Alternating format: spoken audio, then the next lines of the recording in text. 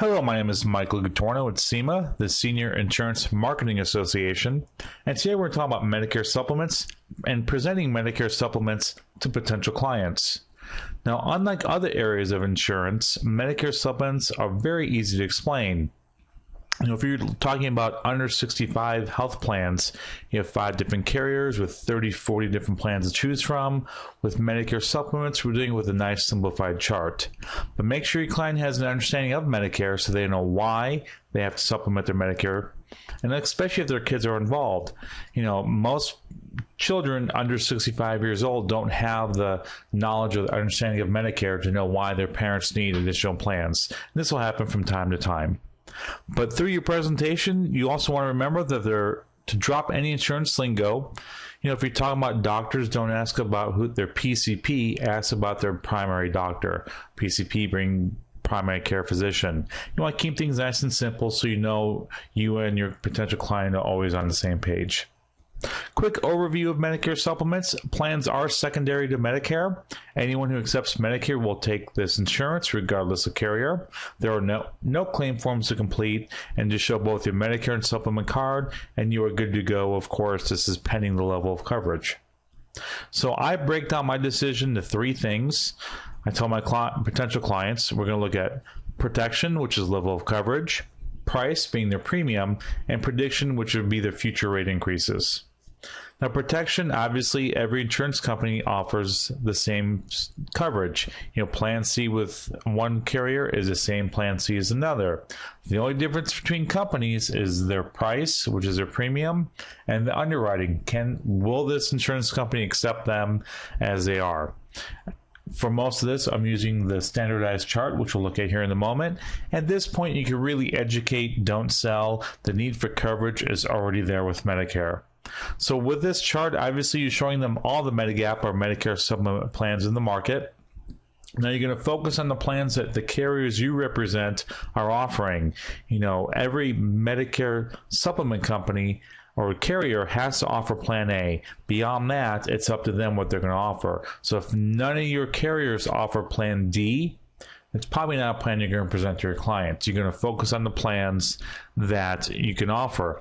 Also, if you have a client that has their heart set at a level of coverage, Plan F is pretty popular. It covers everything. All their friends and family members have Plan F, and they say, get Plan F. Don't try and deter them away from Plan F. Just say, oh, great. Let's look at that. Because the next part about once you find a level of coverage that they're comfortable with, and it may take some education, you're going to talk about price. Because usually the more coverage, the more expensive the plan. And of course, this will depend on the carrier. Some may be less than others. And I equate this to P&C insurance or auto and home insurance.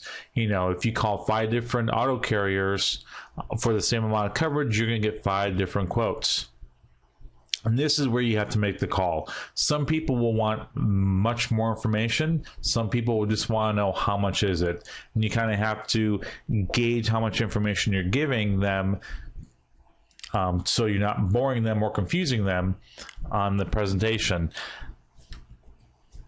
Now, don't overload them with numbers, because it can get very confusing very quickly if you start offering all these different quotes. Again, don't quote too many carriers because same reason, get too confusing. So make sure that you are staying on the same page as your client and that they're with you along the way. Because again, you want to give them enough information to make an informed decision, but not enough to confuse them. But before they pull the trigger and choose one, offer them the last part, which is prediction.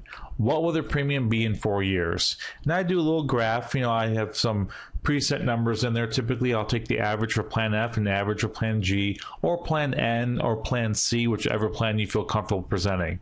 But I normally compare it to Plan F, which is the full plan or the everything plan.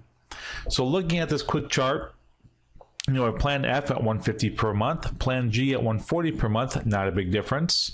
Rate increase 12% versus 10%, again, not a big difference. Year 1 total premium will be $1,800 with Plan F. Year 1 with Plan G will be $1,680. Then we jump to year 4. Plan F will be $2,528, and Plan G will be $2,236. Now, year one with Plan F, they're ahead by $20 because after you add the Part B deductible to Plan G, you're paying $20 more than you would with Plan F. So year one, they're saving. But when we jump out to year four, and let's say the Part B deductible is now $180, and this is just hypothetical based on past numbers, they're overpaying their insurance company by $112. Now, if their rate increase for Plan F was 15%, versus 10%, they would have overpaid their Plan F by $321 over Plan G. So this is where some education really comes in handy. And so as you can see, price, protection, and prediction all work hand in hand together when talking to your clients about the decision they're going to make. You want to make sure you take the extra step. Most agents stop at protection and price. You want to take the extra step and show your clients prediction. If you do not, another agent does. It can make you look like you don't know your industry, or it can make you look like you're holding back information. Either way, it has a negative outlook on it. And who do you think the client's going to go with? The one that's showing them more complete information or partial information? Obviously, the one showing all the information. And simple works. As I mentioned earlier, keep things simple. You want to give them enough information to make a decision, but not too much to confuse them.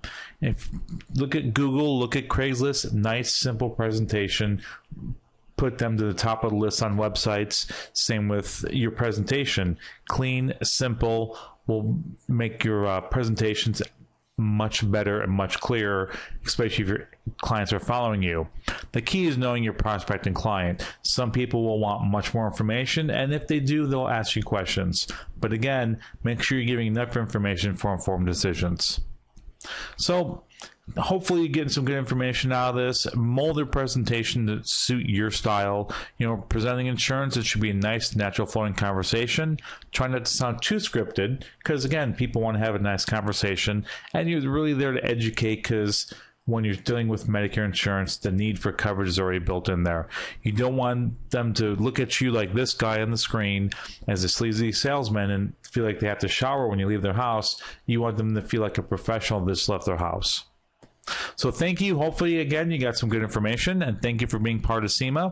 Tell your friends, fellow agents about it. If you're not a member of SEMA, you can find us at SEMA-net.com.